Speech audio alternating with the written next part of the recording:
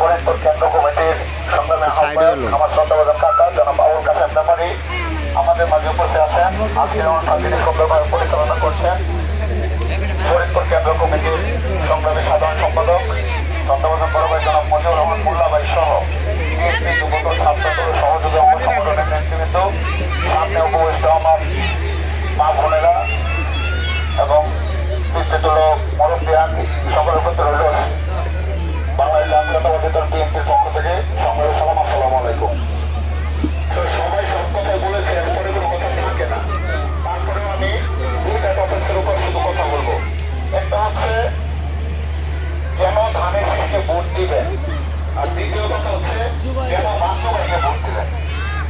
প্রথমত যদি বলি কেন ধানের শীষে ভোট দিবেন, আপনারা জানেন বাংলাদেশ যতবারই বিপদের সম্মুখীন হয়েছে ততবারই জনগণের পাশে দাঁড়িয়েছেন এই জিয়া পরিবার। আপনারা জানেন ইতিমধ্যে আমাদের দেশনায়ক তারেক রহমান কিছু পলিসি গ্রহণ করেছে। পলিসিগুলো কিরকম এর আগে অনেকেই বলে গিয়েছেন যে মহিলাদের জন্য ফ্যামিলি কার্ড, কৃষকদের জন্য কৃষি কার্ড। ফ্যামিলি কার্ড কি আর কৃষি কার্ড কি এটা তো একটু জানা দরকার না?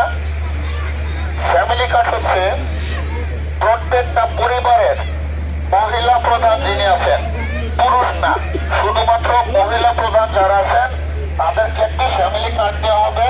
সেই কার্ডের মধ্যে আপনি ২৫০০ টাকার মতো অ্যামাউন্ট থাকবে।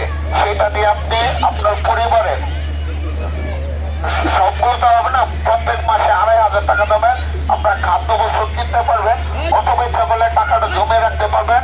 কিন্তু ভবিষ্যতে যদি আপনারা কখনো সমস্যার সম্মুখীন হন তখন সেই টাকা দিয়ে আপনারা সেই সমস্যাটা সমাধান করতে পারবেন।